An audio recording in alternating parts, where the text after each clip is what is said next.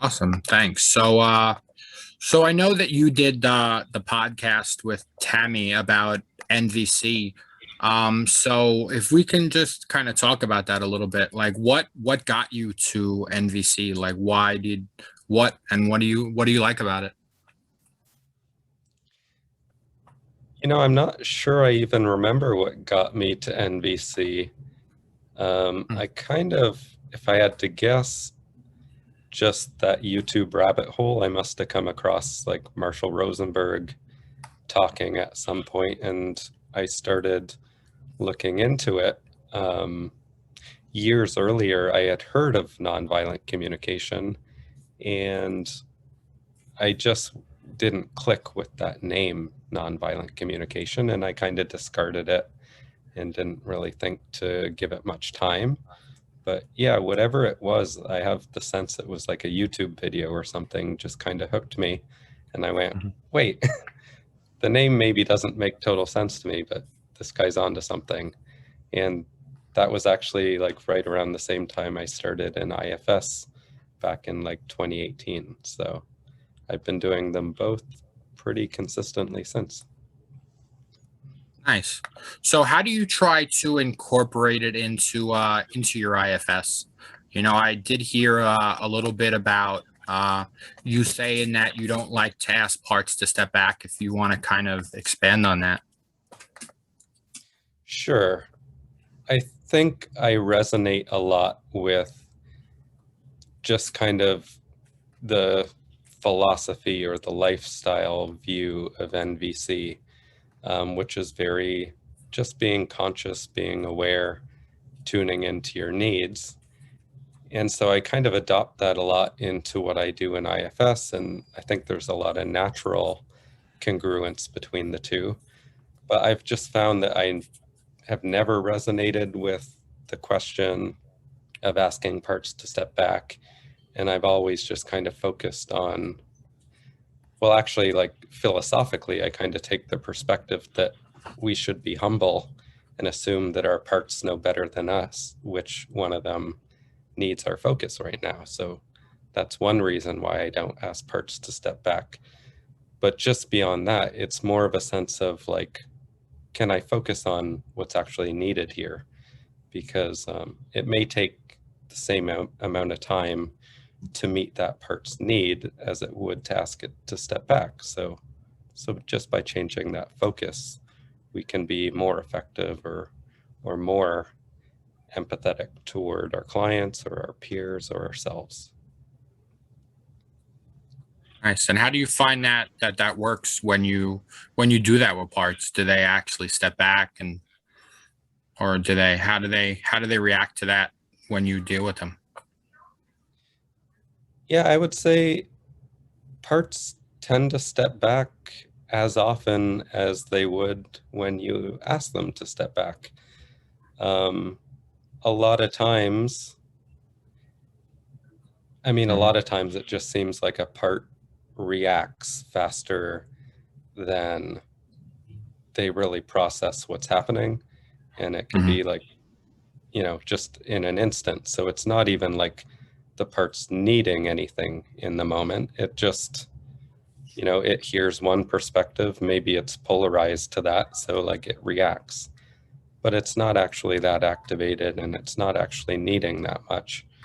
But by focusing on the need, we're just drawing attention to like, how can Mhm. you respond to this part when it does pop up in a way that is inviting or welcoming or compassionate rather than um, inviting the likelihood that we might fall into an agenda or might fall into kind of like a taskmaster part that's more worried about getting through the process of IFS than actually being in it with the parts. Mhm. Yeah, that sounds actually pretty awesome that you're able to do that. So in IFS, right, there's more protectors versus strategies. Would you like to expand on that or the pathology nature? Yeah, so I'm definitely one of the people who comes to IFS because it's non-pathologizing, and that really resonates with me and, you know, just my mentality and my experience of what's helpful. And I would say that that's the same kind of core element of NVC that draws me in. So in IFS, of course, rather than pathologizing ourselves or our clients, what we do is we have the perspective that, okay, this is just a part that has a strategy to protect another part or to exile that part in protection of the client, him or herself, right? Yeah, definitely. Right. Whereas in Makes sense. NVC, the emphasis is more on like, what is this person needing? And again, rather than pathologizing the behavior, we're just recognizing that this person's driven to meet a need. They're employing a certain strategy right now that may or may not be effective, or it may or may not be conducive to what we might call just like pro-social behavior or something, put a label on it. But we don't need to pathologize the person. We just need to address the efficacy or the kind of background of what the strategy is. And maybe that could be adopted to something healthier or more effective or otherwise that meets the person's needs and those people around them better. Yeah, that definitely makes sense. So the actual strategies, right, I believe is OFNR, if we can just kind of talk about that. So observing is the first one, right? What I observe. So would you like to talk about how you do that or what it means to you? Yeah. So why don't we maybe start by talking about like the essence of what NVC is, or the intention behind it. Yeah, okay. That sounds like a good starting place for those that don't know it. Yeah, so what is NVC to you, or what? Right. So NVC is a strategy that we use around language, but the purpose of that strategy is to kind of foster a certain quality of connection, either with ourselves or, you know, in IFS with our parts, or it could be, you know, and often is with other people, such that we can find a way to be mutually and compassionately engaged in meeting one another's needs. Mhm. And so with that intention in mind, the founder of NVC, Marshall Rosenberg, kind of put together this 4-step process of how we speak for what's happening in our present experience to kind of open ourselves and the other person, or an IFS, maybe our parts, to kind of meet us in that middle ground where we are focused on meeting each other's needs compassionately. So the general aim of the OFNR process is basically, again, just to outline what's happening, and then at the end to kind of detail a request we can make of the other person that will help them meet our needs.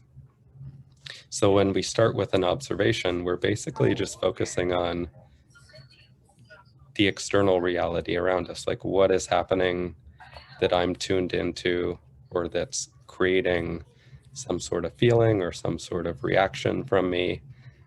And we really want to focus on being precise in our observation, not providing a judgment, an assessment, a comparison, blame, shame, etc. in what we're saying, and just speak clearly to what we're noticing around us.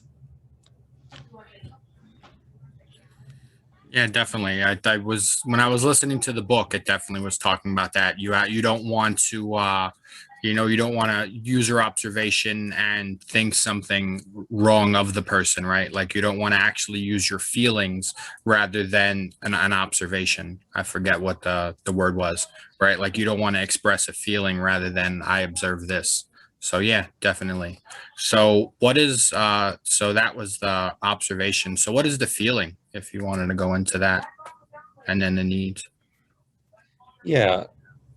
So there's a bit of a similarity in how we observe and how we speak for a feeling. Mm-hmm. There's also a bit of a similarity in how we treat the need and request later. But similar to how we make an observation, we don't want to impart our interpretation of what's happening. We don't want to impart or impose our evaluation of what's happening or any sort of judgment. Similarly, when we're expressing a feeling, we really want to be tuned into our emotional state and what's happening inside us in that way. Mm-hmm. So, something like I'm feeling sad or I'm feeling anxious, as opposed or watching out for kind of what's common in our culture of saying like, I feel that, you're abandoning me, or I feel that you're rejecting me, where again, like that's a judgment, that's a conclusion, or at least a speculation. And so we really want to tune in to what's true internally with our feelings and that stuff. Yeah, so to me, it almost sounds like speaking for a part and then from a part, right? Like, if you're speaking for the part, you're definitely there, you're actually speaking for it. You're actually saying, hey, I feel this way, or however it is, or from a part where you're actually in that part. So if that makes sense. That's what I had gotten from just looking at it. Right. I don't know if that's what you see. You get more experienced and practiced with making observations and speaking for your feelings, both without interpretations and judgments attached to them. What that makes available to you, in a sense, is like a greater awareness of, do I have self-energy right now, or am I blended with a part? Because if I'm blended with a part, parts often don't want to let us just observe things dispassionately or let us state a vulnerable feeling. They'd much rather give their perspective or act out their agenda in some way when we're speaking to an observation or feeling. So something like, you're being lazy, or I feel that, you don't do enough around the house, that sort of stuff, to kind of impart judgment to what we're thinking and feeling. Yeah, that makes a lot of sense. So, so do you try to use a lot of NVC in your sessions? So this is an interesting thing that I would say the podcast with Tammy definitely had a positive effect for me. But I used to have difficulty just blending the two a lot of times. And that's just kind of like, I have a part that's aware what I'm doing. And so it's like, if I start doing NVC, that part's like, okay, now you're doing NVC. You're not doing IFS anymore. But just kind of having this podcast in the background of my head, because we were scheduled a few months out in advance to do it, I kind of was really aware of every thought and every experience I had where NVC was integrating or informing what I was doing. And it's that awareness kind of allowed me to blend things a lot more fluidly, where it now feels like I'm just doing both, or maybe I'm doing neither, or like I'm not even really tracking one or the other. And I think that that's really, as we're talking about the two models and and how they're congruent together, hopefully it'll become apparent to people that like that is possible in the end once you get practiced enough with NVC. Yeah, it almost is like its own language or its own life practice, just kind of like how IFS is. I could definitely see just by listening to the book. Yeah. Yeah.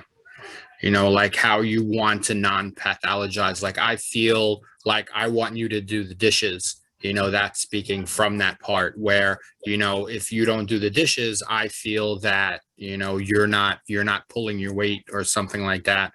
You know, actually saying what you feel. It really actually, you know, it's just kind of IFS-ish. It really sounded that way to me, and I enjoyed it. You know, and it goes like, okay, you know, I have to do this or I have to do that. So if anybody hasn't seen Tammy's podcast, I would definitely say to check it out. You had a really good interview. It's called the One Inside. Is there anything that you wanted to touch on that you weren't able to really touch on Tammy's podcast?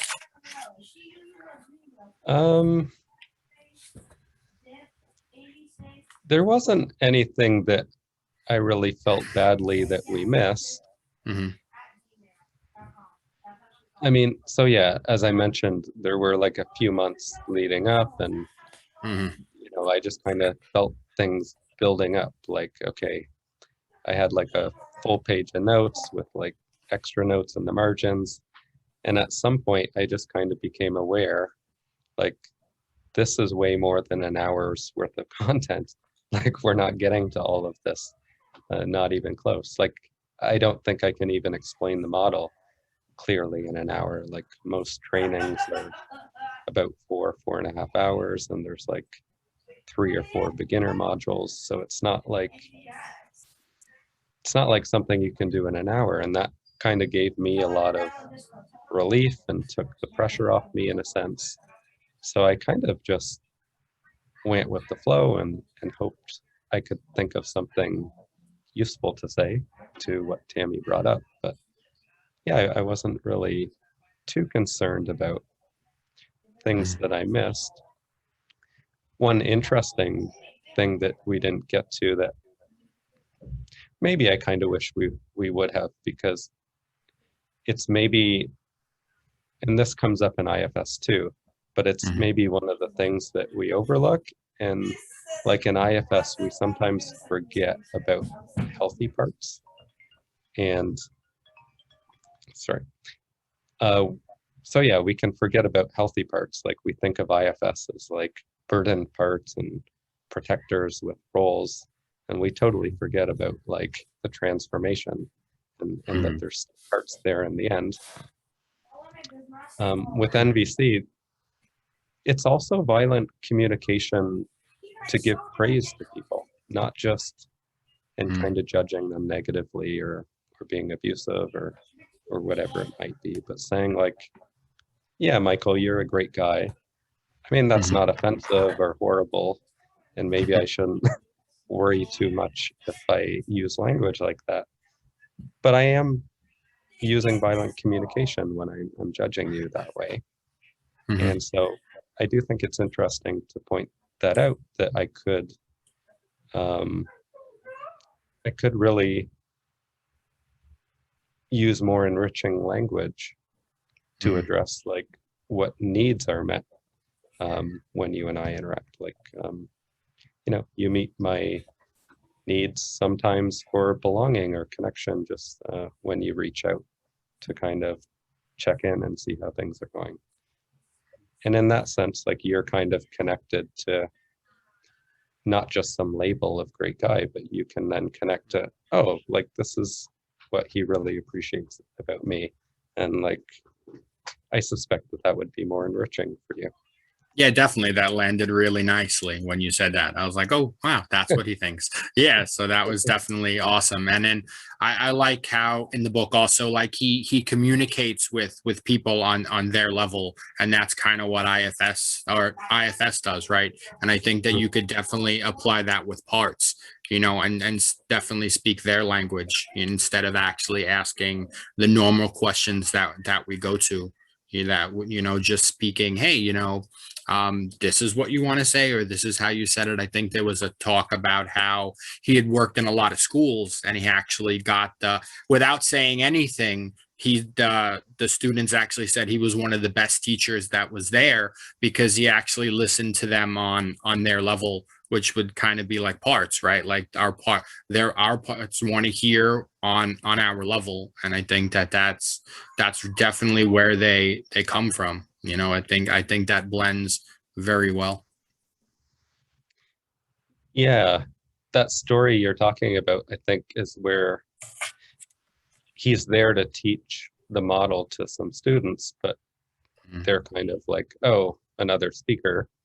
I guess we can kind of fool around and slack off today because, it's just some guy in for the day. And what he did was he modeled NVC communication to them in order to kind of understand why they were resistant to just being engaged with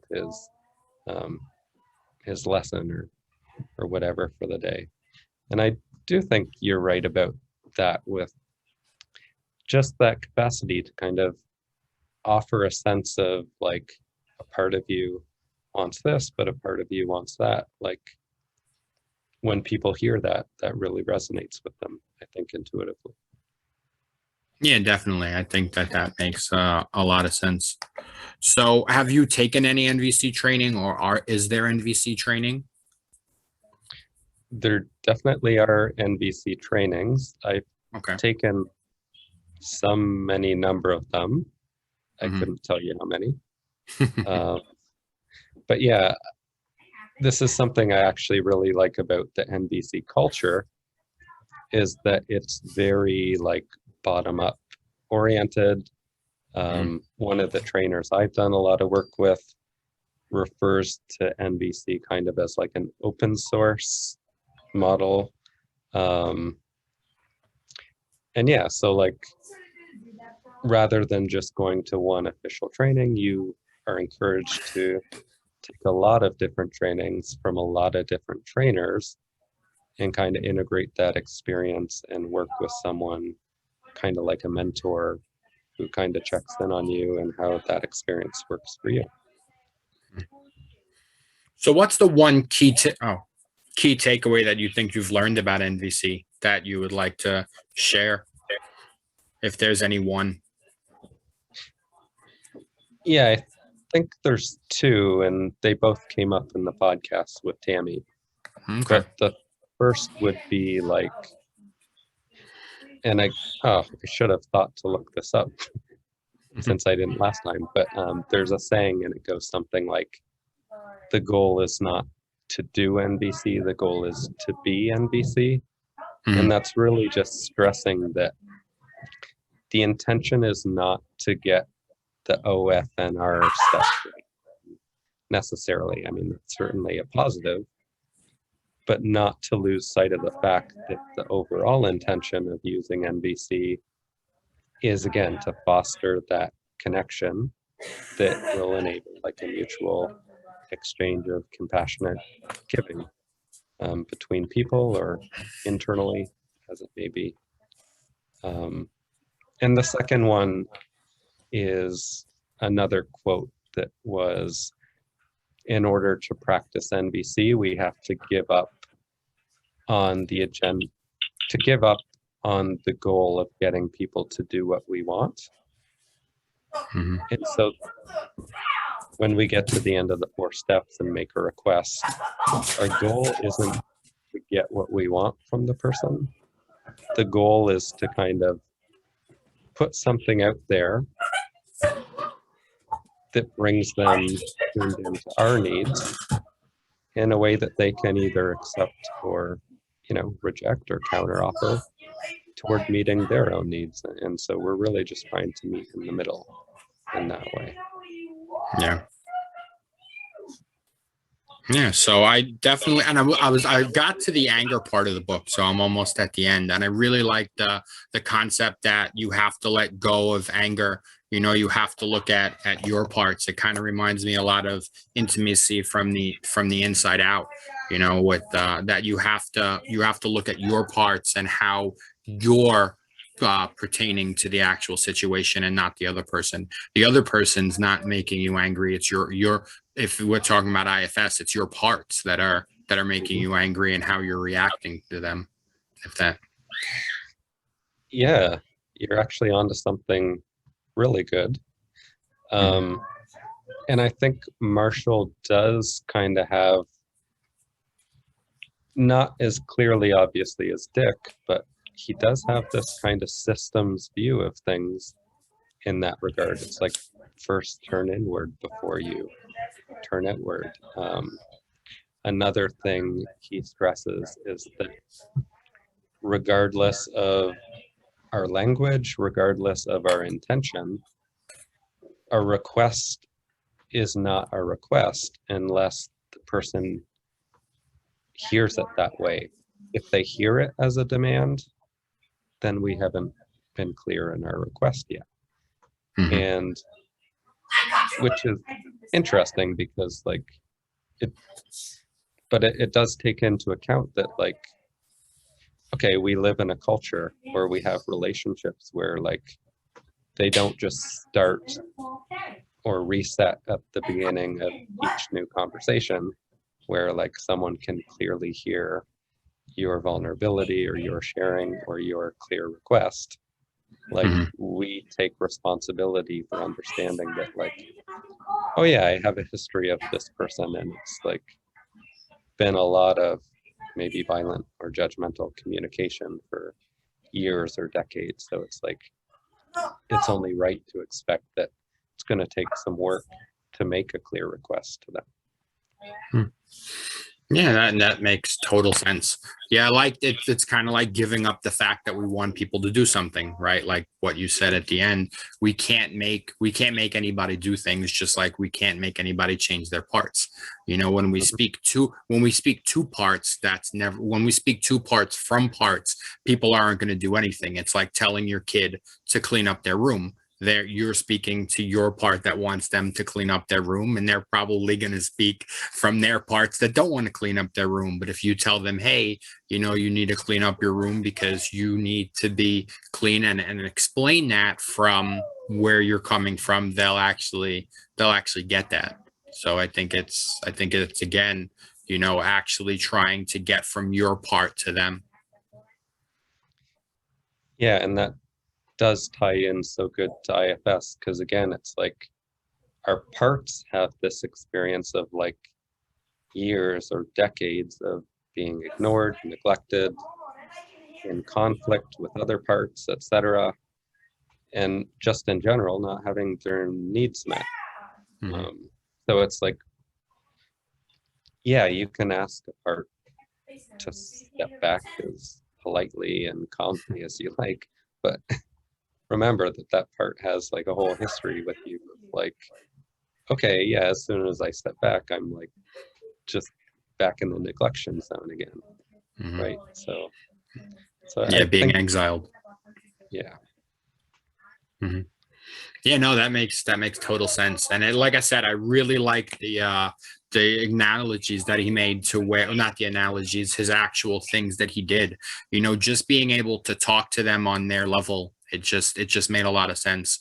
You know, talking to the teachers, talking to everybody. It just was good. You know, how they were able. I think the one thing that I was listening to was the principal, how, you know, these people wanted to talk to the principal, and he was actually trying to, you know, tell them what they wanted to say. And then the principal came in the room and all their parts were, or if you want to talk about IFS language, all their parts were like, oh my God, we can't talk to this guy. And then he kind of facilitated. And I feel like he brought that self energy and brought it out of them to actually share what came up in that meeting. So he was kind of doing direct access with them, you know, holding his self so that they could actually share what they needed to share with the principal and get it out. Yeah.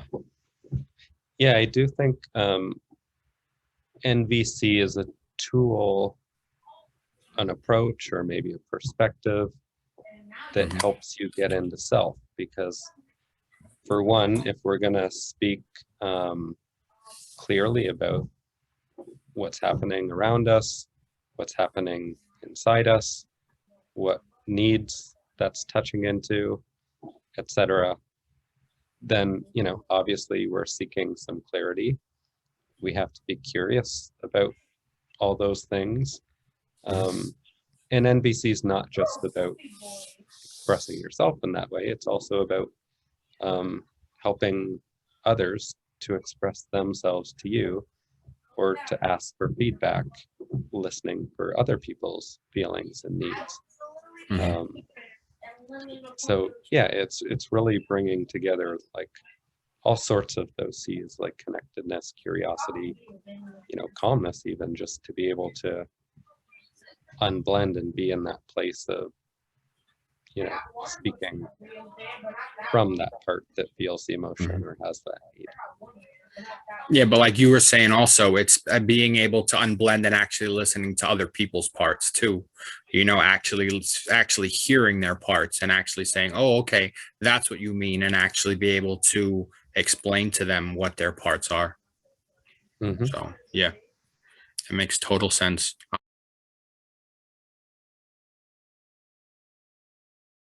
Awesome. Again, thank you again, Angela. So yeah, yeah. So it sounds like Spencer did a good job in listening to your parts and then actually being with them. So I think that was great. Yeah, and I think another thing that kind of demonstrates is like, that's certainly not like an IFS session we did. And I kind of think of NVC as being like a magnifying glass, and IFS is like a microscope. Like they're different resolutions. And you might be tempted to say, well, like IFS is better because I can look at like an atom or like a little protozoa under my microscope, and a magnifying glass just, makes words bigger on a newspaper. But it's like, yeah, we're kind of just seeing like sometimes a magnifying glass does help you see things clearer than a microscope, and we can kind of envision how having that clarity now around these parts releases some of that tension that they hold, such that we could now actually go into like a deeper IFS work with those parts, if this were an IFS session. Yeah, I like that. I like how you put that in. Yep. You actually notice it, and then you notice it even better because you actually understand the parts that are coming up when you actually hear that language. So that makes a lot of sense. I like the analogy. So is there anything you want to share about NVC that came up or that you were thinking about in that conversation, or anything that you had? I don't think so. Just kind of going with the flow. I know we didn't really spend time on the needs and requests directly, but kind of felt to me like maybe that got covered a bit by the demo. So, in some of the other conversations. So, definitely. You want to expand on needs and requests a little bit if you wanted, even if they got covered? Yeah, maybe just to make like one point about each. Just when we're talking about needs, we don't want to confuse that with strategies. This is actually a mistake I made when I did the podcast with Tammy.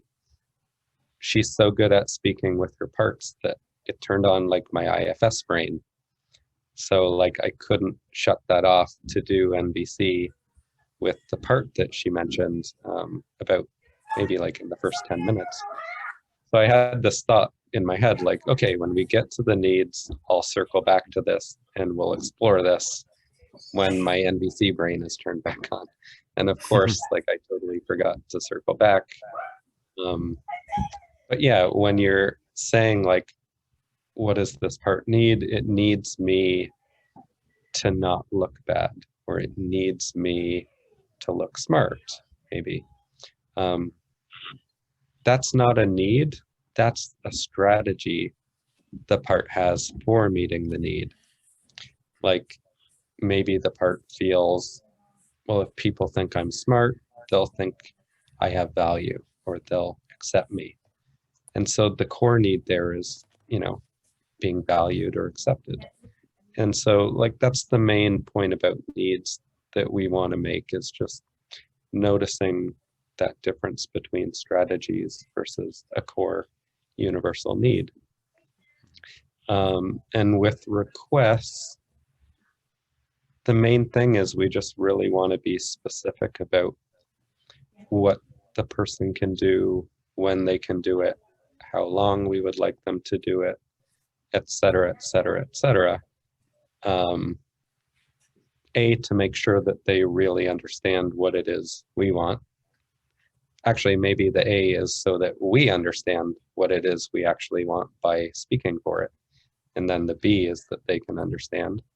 But the C is so that they're clear about what it is they're either willing or not willing to do. And this shows up a lot with parts, is it's like, especially as you're getting toward the end of a session, like, what would that part like from you, or what would that part need from you, or maybe what would it like from you this next week coming up? And it can be like something very vague, or it could be asking you, don't do something. And we really want to help our clients or ourselves to get clear, positive, specific action that would help that part to feel seen, acknowledged, appreciated, supported, or, et cetera, whatever might be enriching and connecting for that part. Yeah, that makes a lot of sense. At least, at least getting the needs and making sure that the needs are met, like you said, at the end of the session, if they got what they needed, just making sure that and any requests, do they want to be checked in with, all of those things. So it definitely makes sense about doing that at the end of the session. I think we kind of definitely do that, is what I'm hearing, right? Any, do you, go ahead. Yeah, my mind just went blank. What was I going to say? I'm needing clarity right now. But yeah, so again, another reason why we want to help our parts or help our clients' parts be clear about what can be done for them is specifically in the case of a client, so they know what it is they're agreeing to, because parts may not be active and resistant to the client checking in, or resistant to the client doing certain things during a session, because it's kind of a calm time and they're kind of in some self-energy. But when they leave the session and it's Tuesday afternoon and they're supposed to do a check-in, they might not have that calm energy, and they might not have that self present right there. So it's like, when parts have more space to be present, if things are vague, that invites in a lot of like black and white, all or nothing thinking. It's like, oh, I said I'd check in with the part. Does that mean I have to sit down for an hour in like perfect stillness and silence? It's like, no way, I can't do that. But like, if we understand, like, that part really just wants us to pause before we go to bed and spend a couple minutes, just checking or reflecting on something. A couple minutes is clear enough that, and a specific time and a specific action, it's a lot harder for parts to find that space to get in there and like put their interpretations or their fears onto that. And so again, it just helps open us up to more self-leadership. What I kind of take away from that is, it's not doing NVC, it's being NVC. When we're doing IFS, we're kind of with our parts. Like, I don't necessarily sit there and check in with them at a time I go to bed. I'm with them all the time. You know, like my one part's here, one part's here. I'm always talking to my parts. So I'm kind of being IFS, you know, I'm talking to them and I'm being it. So that's just kind of what resonated for me. Mm-hmm. Yeah. Yeah. And I guess like through that lens, the goal is to, again, create that level of connection where like our parts don't even really need to make requests in that way anymore. Like there's just a connection and it's just intuitive. At least I guess that's the ideal or the pot of gold at the end of the rainbow. Yeah, that's self-leadership. Yeah.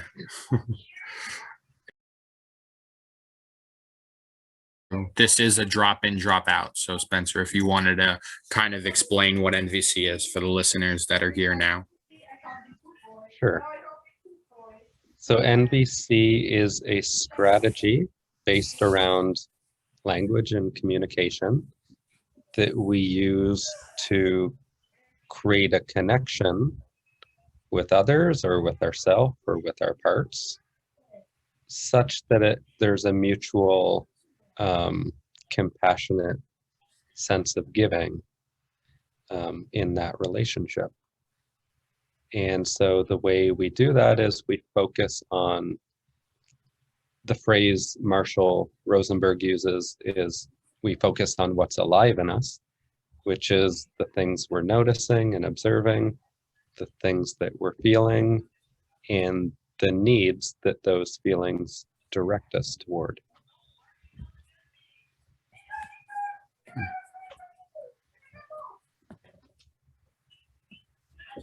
Does that make sense, Iri? Actually, I was not able to get it, I guess. So, is there like a particular way to deliver the conversation or the? Sure. Yeah. So. Like. Go ahead. Oh, like IFS, because IFS is, for me, it's quite a unique way to making a question to your part. So like I just wondered, there have like some sort of similarity. Well, there's kind of like a core way of communicating, and then of course, as you get more comfortable with it, you can deviate from that a bit or expand on that. But I can kind of demonstrate that now. I'm kind of making this up. This isn't how I actually felt, but so I gave my definition of NVC to you, and you responded that you weren't getting that clearly from me, what I was meaning. So the way I could use NVC to respond to that would be like, when you stated that my response was not clear enough for you to understand, I felt anxious because I was needing competence and I was needing acceptance. I'm not sure that there's a request that I would have behind that, but the basic structure is I let you know what it is I'm responding to. I let you know how I'm responding emotionally with my feeling. I'm letting you know what needs I'm tuning into through that feeling. And then if it applies to the situation, I would make a request of you to help me meet that need for acceptance or that need for competence. Does that make sense? Yes, actually really make a lot of sense, and I kind of feel like it's like sometimes we go with highway and not go through that all what you just explained to me, and like non-second. So like it's like sort of like giving us the power back, or like grounding that how in the depths how we feel, if I understood. Yeah. And actually, this does bring up something that I don't think we talked about earlier, but there's an important concept around the way we communicate. And so for IFS, that could include how we communicate internally, or more generally, that could just be a way of being aware of ourselves. But so if you're picturing like the cross section of an onion or something, for example, like the outer layer is we communicate about content, like, well, I'll give an example at the end rather than each step. But the middle layer is we communicate about how we're feeling. In the inner layer, or the core of that onion, is we communicate about how we're relating to one another. And so like immediately that resonates with IFS, because the core of IFS work is the self-to-part relationship. So we really want to use kind of the content of what we're fleshing out from the part to get into the feelings, and then from the feelings we want to kind of tune into that way that the part relates to us and build the rapport and kind of develop some sort of trust and etc., maybe healing even with that part. In NVC, when we're in that content layer, that's kind of like what we're observing around us. Like, you know, when we're in the feeling step of OFNR, not surprisingly, we're in the feeling step of that onion of how we communicate. And when we're in the needs and requests, we're really getting into the core of that relating to the other person. Like, what am I needing? Which may itself oftentimes relate to other people, because we all have needs for belonging, connection, love, care, etc. And also we have needs to contribute those things to others as well. And yeah, with the request, that's how we kind of let the rubber meet the road on that. So I don't know if I'm being clear or not, but yeah, so how that 3 layers of communication might work is, let's say Michael's my roommate and I come home and his dirty socks and underwear are all over the floor. And I say, like, you know, what's the matter with you? Like, leaving all your junk all over the floor. Well, he could respond to the content of that. He could say, you know, I was just too tired after work, or he could give a response of something that's wrong with him and answer me in a really literal and infuriating way. Or what he could do is he could recognize that Spencer sounds angry right now. Maybe I'll respond with how I'm feeling in response to his anger, right? And so you can see that that's like a deeper way for Michael to respond to me in that situation. And then at the deeper level in relationship to one another, Michael could have an answer or a response, something along the lines of like, yeah, he just kind of feels like frightened of me, or he feels like there's a barrier in our relationship when I get angry with him and judgmental toward him in that way. So I kind of forgot why I went into all that, but hopefully it felt important to someone. Thank you so much. It explained me a lot, and I have a better understanding. Thank you so much. Great.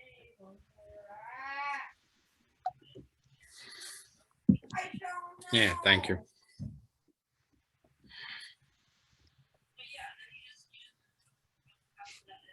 So yeah, I think you did a really great job, Spencer. I appreciate you introducing me to NVC and even the listeners to NVC. So do you want to take it for a test drive, Michael? Yeah, Let sure. go We of that can. violent communication of telling me I did a great job, and Yeah, maybe focus on see how you feel and maybe take a guess at how that might have met your needs. sure. I will take a stab at it. I really appreciated that you allowed me the opportunity to talk with you about nonviolent communication, because it's a subject that really meant something to me after I heard your podcast.